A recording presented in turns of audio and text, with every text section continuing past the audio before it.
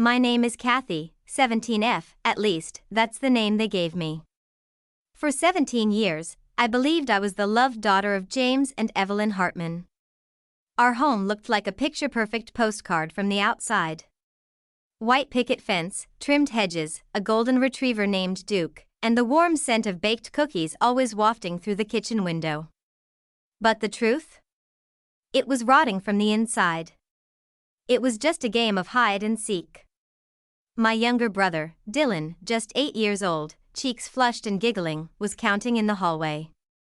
I dashed around, looking for a hiding spot, when I noticed the walk-in closet in my parents' bedroom was slightly ajar. Perfect, I thought. I tiptoed in, careful not to knock over the neatly stacked shoeboxes and that weird scent of expensive cologne and cedar. I pulled the door shut, crouched low, and held my breath. But Dylan never came. Instead, the bedroom door opened, and I heard the unmistakable sound of my parents' voices. I was trapped. I couldn't make a noise. Couldn't cough. Couldn't move. So I stayed still, silently begging for them to leave. Then I heard it. "We have to be careful," James, Evelyn said. "She turns 18 next month. If she finds out anything before then, we lose everything." My brows furrowed. "What, I know," James replied. "We've played the part perfectly. She has no idea. After the accident, the lawyer just needed someone to sign. And she was what, 3 years old? She grew up calling us Mom and Dad." Evelyn's voice dropped. "Killing them wasn't the hard part. It was keeping the act going all these years." My lungs stopped working. "I still remember the crash," James said. "How their car swerved off the road after we loosened the brakes. So easy. They were too trusting." A soft laugh escaped Evelyn. "And we swooped in like grieving relatives, offered to take little Kathy in. No one suspected a thing." Blood pounded in my ears. My entire body shook as their words crawled through the silence like poison. They had millions. "Kathy doesn't even know the trust fund kicks in next month. But once we get her to sign those papers, we'll have it all. The house. The shares. Everything. Then we ship her off to some college far away, drain the money, and she'll be none the wiser." My heart felt like it was being squeezed in a fist. This couldn't be real. My parents, the people I celebrated birthdays with, cried too when I got my first heartbreak, hugged after school, killed my real parents. I bit down on my sleeve to stop myself from screaming. My real parents, gone. Murdered. And the murderers were right outside. Talking like it was just another Monday. They left the room soon after. I waited, counted to 60, then burst out of the closet, breathless and trembling. Dylan had given up the game long ago and was probably playing video games downstairs. I didn't go down. I didn't eat dinner that night. I didn't sleep. Instead, I sat on the floor of my room, knees pulled to my chest, eyes burning, and mind racing. The world I knew had collapsed. My childhood was a lie. My love, a manipulated illusion. But one thought burned through it all: they thought I was naive. They thought I wouldn't fight back. They were wrong. So very, very wrong. The next morning, the sun rose like any other day. Golden light spilling into my room as birds chirped outside. But I was no longer the same girl who had hidden in the closet the night before. That Kathy was dead, buried under a storm of betrayal and blood-soaked truths. Now, I had a mission. But first, I had to wear the mask. "Good morning, sweetheart," Evelyn said brightly as I walked into the kitchen, her smile wide and sugary sweet. She slid a plate of pancakes in front of me like she hadn't just confessed to murder less than 12 hours ago. "Morning, Mom," I replied, forcing my voice into a soft, sleepy tone. I even added a yawn. I couldn't let them know I knew. Not yet. The second they got suspicious, they'd twist everything, maybe even hurt me, just like they hurt my real parents. James sat across the table, reading the financial section of the newspaper. "Big 18 coming up," he said without looking at me. "You excited?" "Yeah," I said, poking at my pancakes. "I was thinking we could maybe go over some of the legal stuff next week. You know, about the trust fund and my parents' estate?" I watched them carefully. Evelyn's hand froze on her coffee cup. Just for a second. Barely noticeable, but I saw it. "I mean your estate," I said immediately. James cleared his throat. "We'll take care of all that. You don't need to stress about it, honey." Lies. I gave them my best innocent smile. "I just want to be responsible." "Of course you do," Evelyn said with a chuckle. "Just like your mother." "Wrong mother, which?" That day, I skipped school, not that they cared. I needed answers. Real answers. I snuck into the attic, a place no one went except during Christmas. Dusty boxes, old photo albums, and discarded furniture. And a locked chest. It was covered in a dusty blanket and tucked behind a broken dresser. I found the key easily. Evelyn had a small jewelry box in her vanity with a bunch of old keys. One of them was bound to work. Back in the attic, I knelt in front of the chest. Hands trembling. I tried key after key until one finally clicked. The lock popped open. Inside were files. Old letters. Documents. Photos. My real parents, Daniel and Marissa Langford. I pulled out a newspaper article. Couple dies in tragic brake failure accident, survived by 3-year-old daughter. My photo was there, tiny and confused, held by none other than Evelyn. There were also letters. One in particular was from a lawyer, stating that once I turned 18, the entire Langford estate would transfer to me, including stocks, land, and an 8-figure inheritance. My stomach twisted. I wasn't just an orphan, I was a target. Everything they did.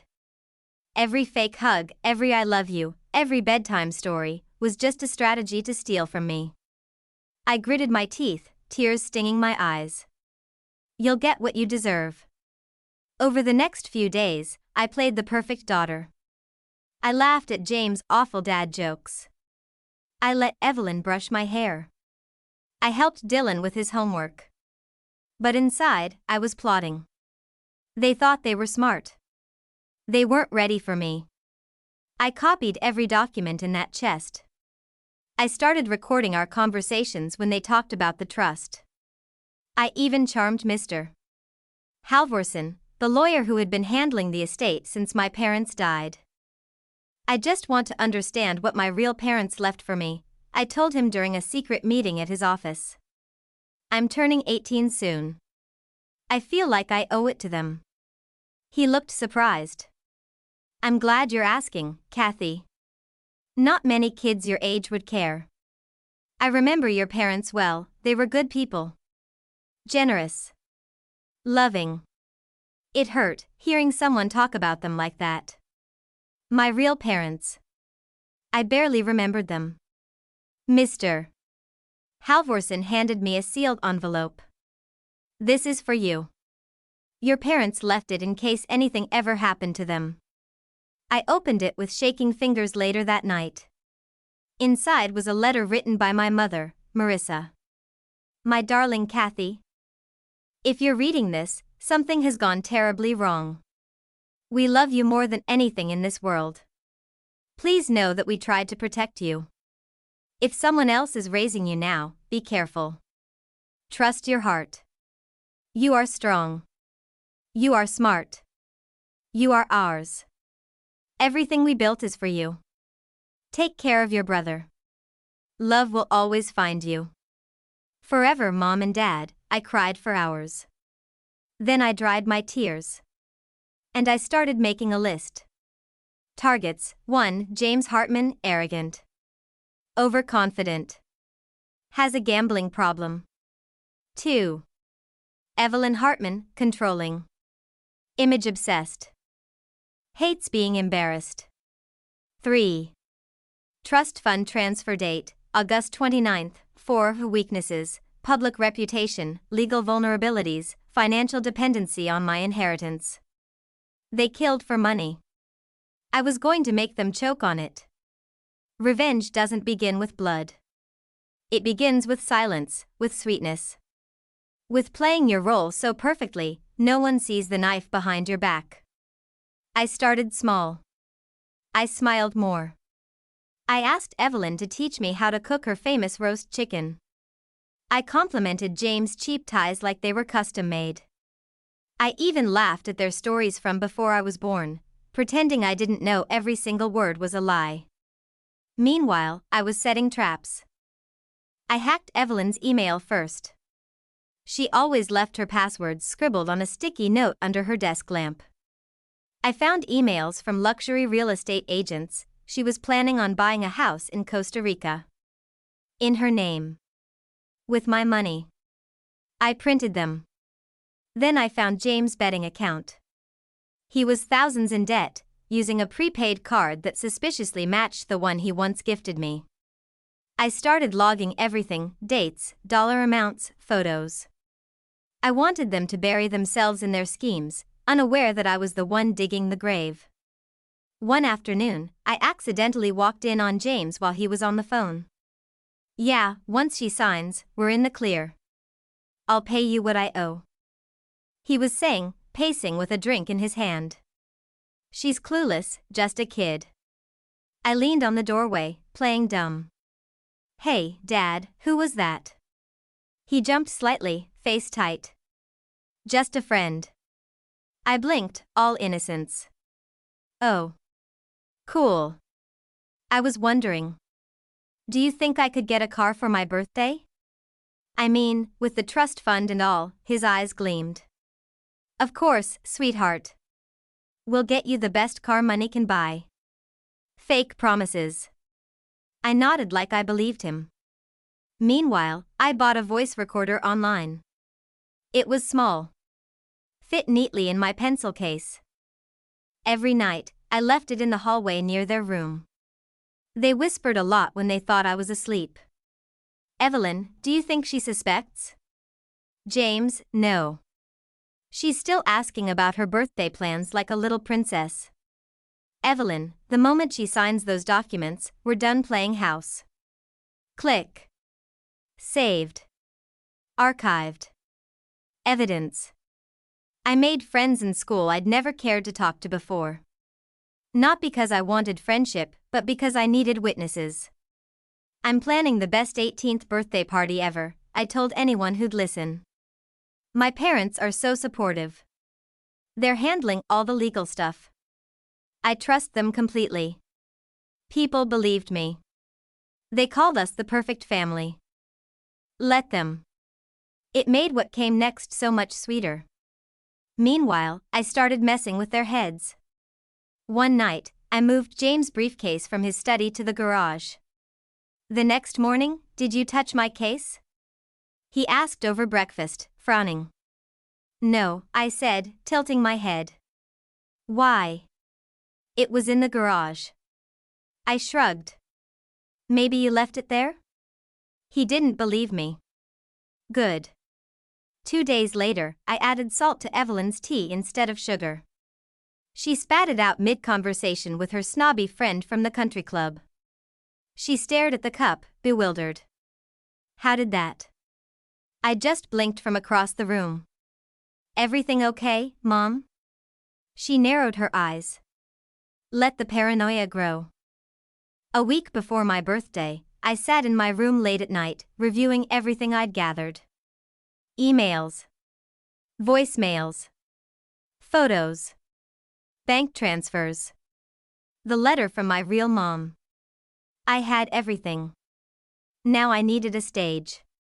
And an audience. So I sent out invitations, not just for a birthday party, but a celebration of the Langford legacy. I invited Mr.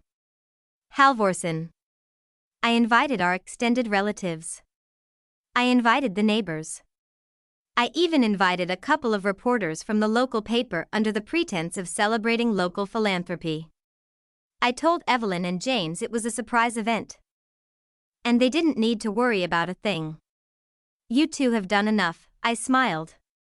Just enjoy the party. They were smug, glowing, thinking I was finally handing over the trust. They had no idea what was coming. On the morning of my 18th birthday, I stood in front of the mirror and barely recognized the girl looking back at me. Same long brown hair. Same hazel eyes. But sharper. Colder. Wiser. I wore a simple white dress. My mother had worn it in a photo I found in the attic, her engagement dress. I had it altered to fit me. This was war. But I would win it in style.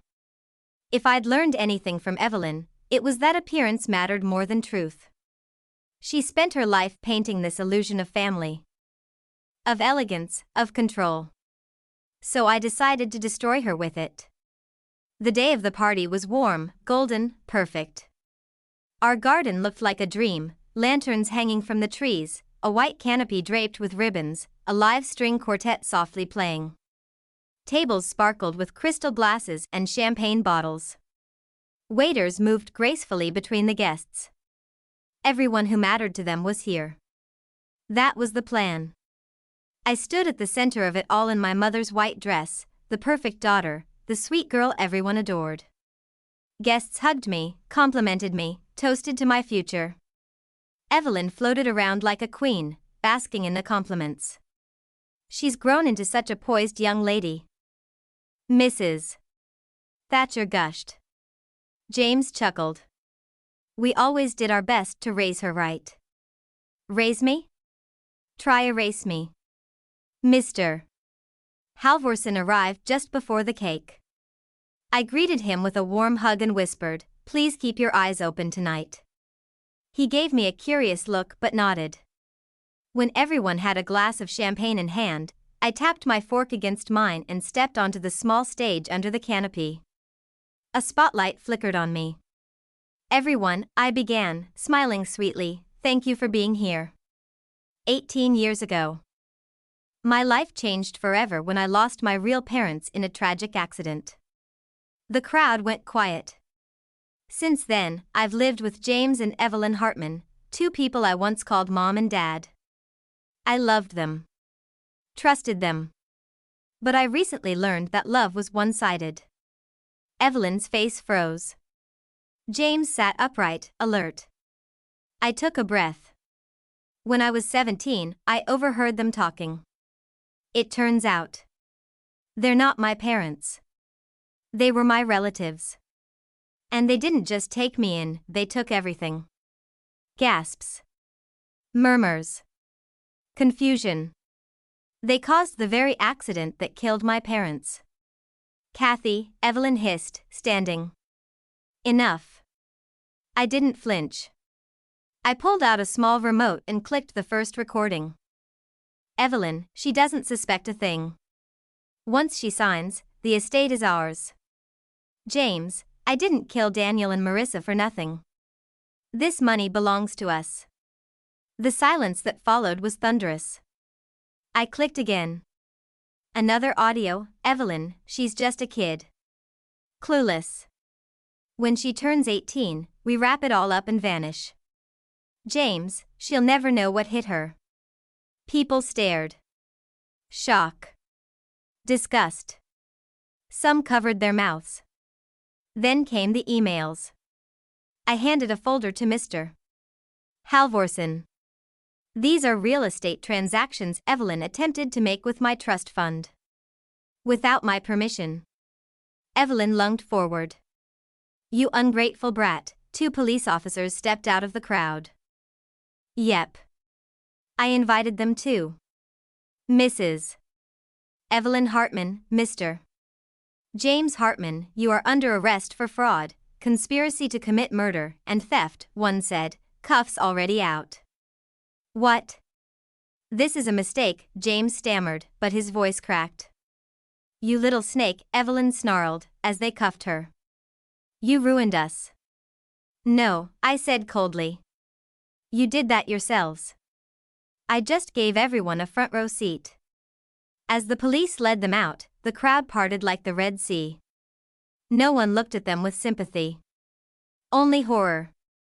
Only shame. I turned back to the guests, heart pounding. My parents were Daniel and Marissa Langford. Kind. Honest. Loving. Everything James and Evelyn could never be. I raised my glass. Today is not just my birthday. It's my rebirth. They clapped. Awkwardly at first, then louder, stronger. Mr. Halvorsen gave me a proud nod. But I didn't smile. Not yet. After the party cleared out, I sat alone on the garden swing. The white dress was no longer pristine, champagne had spilled on it, and my feet hurt. But my heart felt light.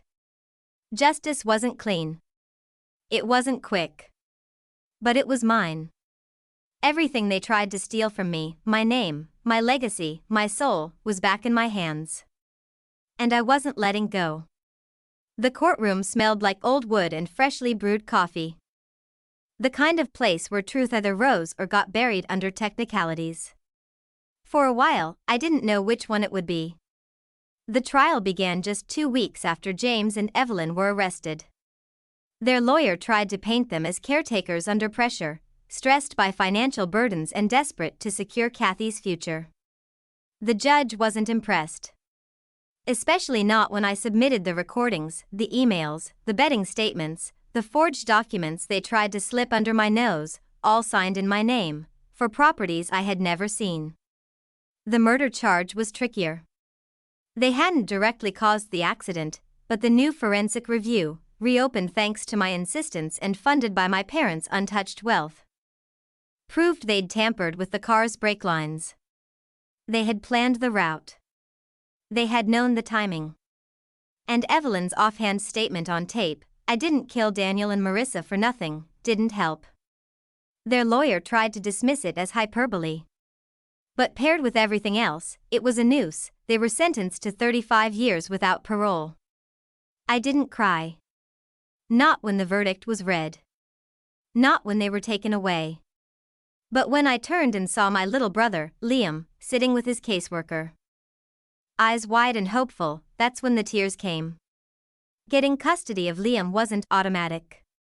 The system wanted to place him in foster care until further arrangements were made. But I fought like hell. I had just turned 18. I had no formal experience as a guardian, no spouse, no backup. But I had evidence. I had resources. I had a trust fund that was rightfully mine. And I had love, the real kind. The kind that had helped me play endless games of hide and seek just to hear him laugh. I stood before the court and said, "He's the only family I have left." And I refused to let him grow up in a system that didn't protect us in the first place. The judge studied me for a long time. Then he nodded. Custody granted. Our first night in the house alone was quiet. Not heavy, just quiet. Liam sat on the edge of my bed and asked, "Are we safe now?" I pulled him into a hug. We are. Forever. We burned the old family portraits in the backyard fire pit. Evelyn's fake pearls. James' cheap cologne. Anything that smelled like lies. And then we began again. I turned the mansion into a home. I kept the garden, the swing, the piano, but I got rid of every painting Evelyn picked and every fake antique James used to impress guests. I hired a tutor for Liam. Enrolled him in art classes. Let him cover his bedroom walls with superhero posters and glow-in-the-dark stars. I started college remotely. Psychology. Law. Whatever helped me understand the human mind and the system that failed us. I didn't want revenge anymore. I wanted change. I partnered with Mr. Halvorsen and some child advocacy groups to create the Langford Foundation, a non-profit dedicated to helping children who had lost parents to violence, fraud, or system failure. I made sure it was real, transparent, and useful. My parents always believed in doing good. This was for them. It wasn't always easy. Some nights I still woke up sweating, hearing Evelyn's voice in my dreams. Sometimes Liam had nightmares and ran to my bed like he used to when he was 4. But we got through it. Together. We started a tradition every year on my birthday. We don't throw a party. We plant a tree. One for every lie that fell, and every truth that rose from the ashes. I look at my life now, years later, and I know I am not the girl who hid in the closet anymore. I'm the girl who listened. Who learned. Who fought back. I took the pain they gave me and turned it into power. Not just for myself, but for Liam. For every kid like us. They tried to write my story for me. But I grabbed the pen back. And I wrote my own ending. Or maybe, my own beginning.